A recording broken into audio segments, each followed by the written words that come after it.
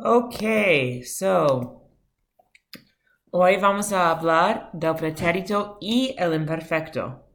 ¿Qué hiciste? What did you do? O qué hacías, which would translate to what did you used to do, or what were you doing, what were you making, what did you used to make, depending on how it's being used. Así vamos a hablar de las reglas, the rules, y después van a hacer unas actividades para practicar. Empezamos con el pretérito, the mnemonic device that many teachers at Framingham High School have used to talk about verbs in el pretérito is SCAP, single completed action in the past.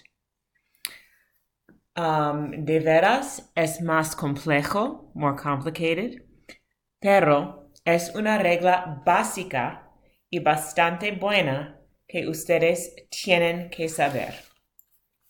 Pero también tienen que escribir y saber las reglas más específicas.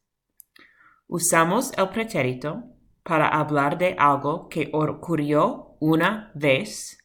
It happened once and it never happened again. Algo que ocurrió en un momento específico. Por ejemplo, un día, un mes, un año. Por ejemplo, yo fui a Arizona en febrero de 2019. I went to Arizona in February of 2019. Okay, mentions a specific month and year. I went once. Y otra vez es algo que ocurrió unas veces, dos o tres veces is something that happened a couple of times, a few times, two or three, pero no muchas veces. It didn't happen often enough so that you would call it a repeated action, something you used to do regularly or frequently. Another thing you really also need to be aware of, and I would write this down as a frame of reference on the front page of notes packet, is that, of course, we use the past tenses in a lot of cases for narration to tell a story. And the preterite's role in narration, in storytelling, typically has a lot to do with sequence of events. First this happened, then that happened, then the next thing happened, and afterwards that thing happened. So you're really using the preterite tense a lot to talk about the actions in a story if the story took place in the past, okay? Ahora, en página 2, vamos al imperfecto. Yay! The mnemonic device that teachers at Framingham High School have often used for the imperfecto is darts.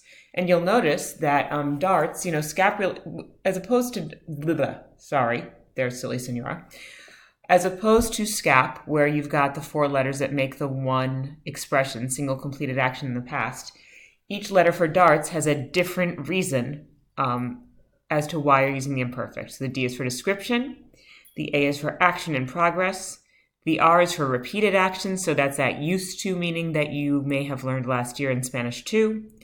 Time, and simultaneous actions. In other words, two or more things happening at the same time.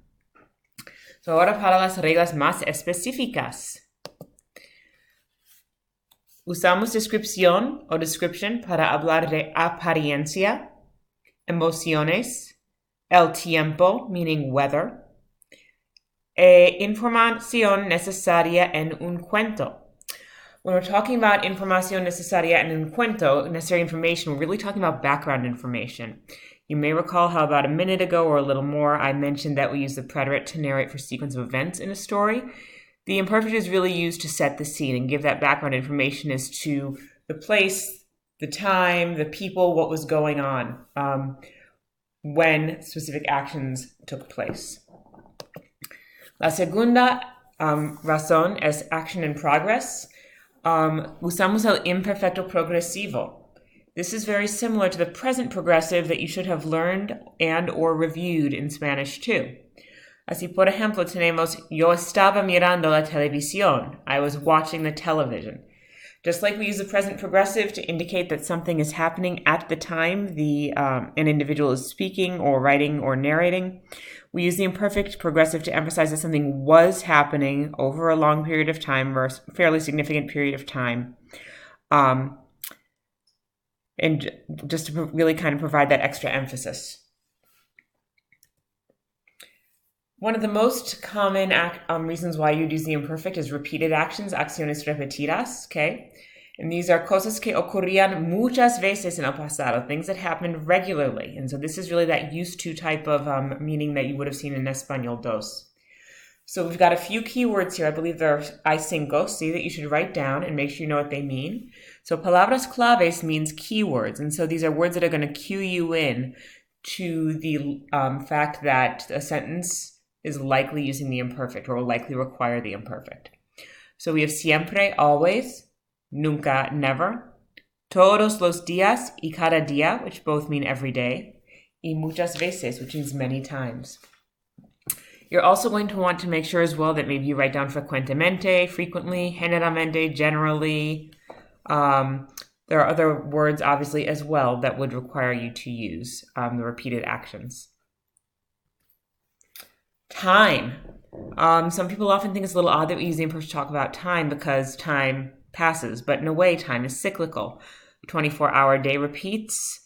The pattern of months repeats, pattern of months in a year repeats. So even though time keeps going forward, you do have the same cycle of all the days in the week and the months in a year, with very, very little variation, with the exception of a leap year every 4 years.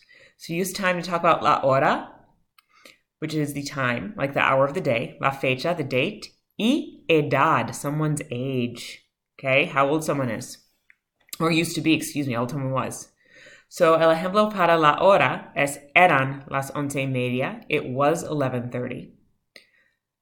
Para la fecha era el 24 de octubre. It was October 24th. Y para edad or age, yo tenía 13 años. I was 13 years old.